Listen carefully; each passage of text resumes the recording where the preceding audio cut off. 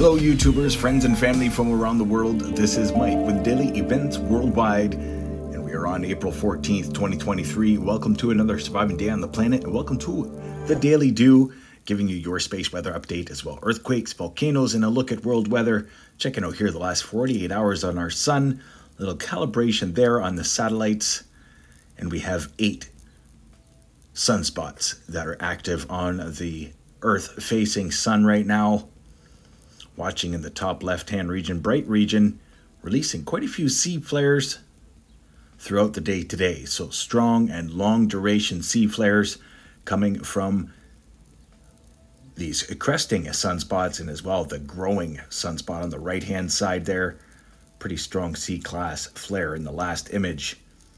Look in the last 48 hours outgoing. We did have some backside activity, lots of energy spinning around our sun right now. And we have 8 Earth-facing sunspots. Watching plasma filaments in the northern hemisphere and the southern hemisphere still. This is a multi-spectrum. There are no Earth-facing coronal holes right now. Just pointing out some notable regions. Northeast, northwest. Plasma filaments. Hoping they stay intact. Another view here, 171 angstroms. Just some amazing images of our sun and its 8 active sunspots. Amazing stuff. So the solar X-ray flux and space weather conditions are in minor radio blackout impacts expected right now. So minor space weather conditions. Solar X-ray flux remains in a heightened C range after seeing about 4 or 5 C-class solar flares throughout the day today and over the past 48 hours. Geomagnetic activity sitting at a KP 1.5. Solar winds coming in at 376 kilometers per second after dropping down to about 340. Topping out at 401. This is the last 24 hours. Having a look at the ISWA space prediction spiral showing sun events taking off. We did have that one CME taking off towards the Parker Solar Probe, outgoing position. And then just now we have another CME shooting out in the incoming position right out towards Venus.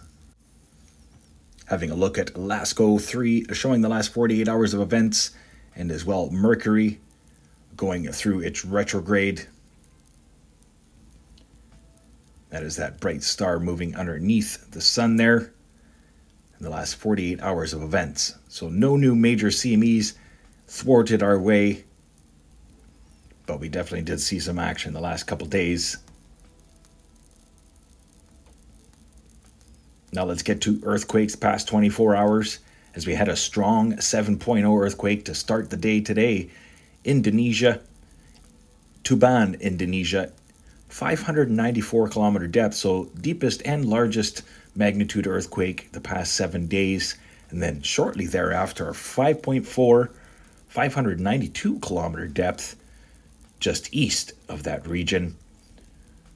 Lots of activity through Papua New Guinea today. And as well, the Banda Sea up into the Philippines. 5.4 there. East Papua New Guinea. Fiji region, 4.3. Way too quiet through Japan and China right now. Not much to report, except for this 4.7 Kursk, north to Russia. Yesterday reported that large 6.0 at Port McNeill, Canada. British Columbia, Canada. Minor activity increasing through Alaska. And no new major swarms to talk about across the North American plate. So definitely some pressure was released with that large 6.0 after seeing a swarm at the geysers this week. 4.9 there in Mexico. Pretty active into the Cocos Plate. Many active volcanoes throughout that region. South American Plate, really quiet today. A little too quiet for my liking. And as well, increasing activity there through Puerto Rico. Notable earthquake here, Adams Center, New York, reporting a 2.6. Having a look at USGS They're reporting 240 earthquakes in the past 24 hours, but definitely seeing an increase in activity here in Hawaii, as well as we've seen a bunch of earthquakes all around the caldera of the Kilauea volcano. So heads up, Hawaii. We're going to be keeping an eye on the numbers throughout seismicity in the region. 240 earthquakes in the USGS map area. Carrying on here, this is the last 7 days for shakers across the world. We've seen some big ones this week, and a couple of them were forecasted. I knew the 6.0, I knew we were going to get something else, but that 7.0 Indonesia, 590 kilometer depth, deepest earthquakes we've seen this week. Indian plate, maybe some more activity coming to you. South American plate, way too quiet, something brewing there into Central America. And is there enough pressure released north to the Cascades and into Alaska? We shall see. Having a look at the Pacific Disaster Center, showing the most recent satellite imagery from around the world, and as well pointing out the most recent volcanoes. Of course, Sheveluch in Russia, Fuego, Guatemala, Sangay in Ecuador, Reventador in Ecuador. 168 active hazards. We got Santa Maria in Guatemala.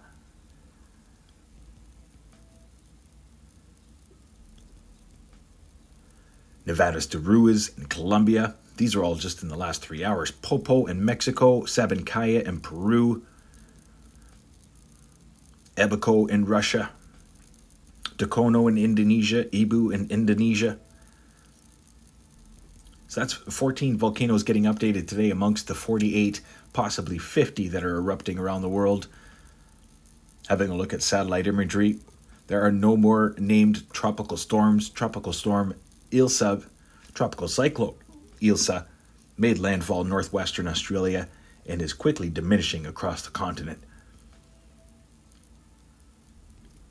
A lot of flood alerts around the world right now. Every continent reporting some flood alerts. Some great days ahead for everybody here in the Northern Hemisphere. Look at the SO2 models as they have updated them since the last time we've seen. Huge low pressure system has wrapped up all that SO2 and ash and debris into our upper atmosphere and is spreading straight across North America and up into Greenland. Just some amazing stuff. We've seen some massive volcanic eruptions over the past 4 years.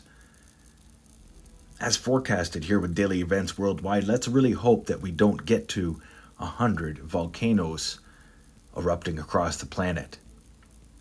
That would be unprecedented. Right now there are about 50. On average, there are 25 to 35 a day. We got 13 updated today out of the almost 50 that are active and erupting around the world. Some crazy SO2 models right now. Air quality advisories will be in effect for most of North America as all this moves in, but especially towards BC, Alaska, Yukon, and the White Horse. Having a look at low pressure systems here the next few days. This is a massive system, long range forecast, almost encompassing the Atlantic Ocean.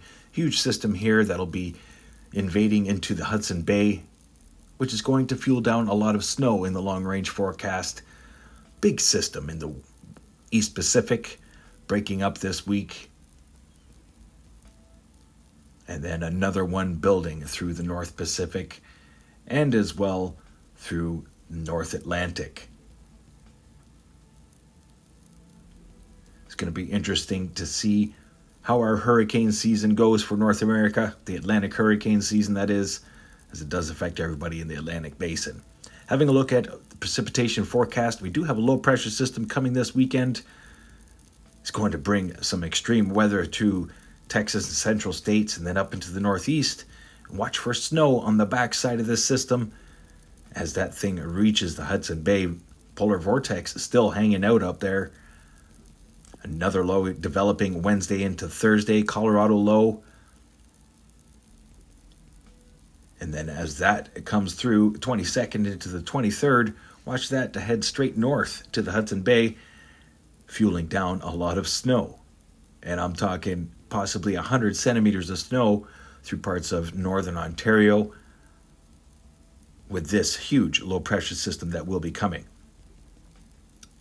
With a lot of snow. 107 centimeters of snow here forecasted, and snow totals will be in the 1 to 2 foot range through northeastern states, 70 centimeters, a couple feet through BC interior, 15 centimeters through Alberta, 23 centimeters through Saskatchewan, and snow falling as far south as Albuquerque, New Mexico. Carrying on here around the rest of the world, have a look at South America and Africa.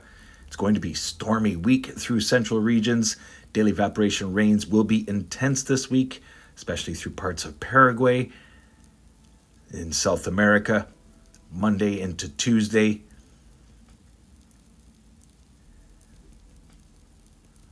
Clash of the winter solstice coming in for South America.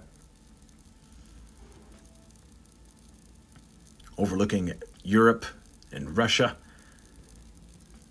Low pressure system lingering around the Mediterranean most of the week. Will keep gray days for most of Europe. High pressure ridge building in for the United Kingdom. And then that big low pressure system will be looming in the long range forecast right off your coastline. Having a look over the North Pacific and as well as Southeast Asia. Some strong systems building this week, heading straight up into Kamchatka. Watch for more possible eruptions coming from eastern Russia this week. As well overlooking Australia here, some extreme weather heading through Vanuatu, New Caledonia, as some intense low pressure systems come through over the next 4 to 5 days, and then quickly scoot east. Give you a little glance at the long range forecast for low pressure systems in the southern hemisphere as they're getting bigger, they're getting stronger. Much love, everybody. Thanks for watching today. Hope you enjoyed the video. Stay aware, prepared, stay young and have fun, and get your daily dew. We'll see you next video. Bye-bye now.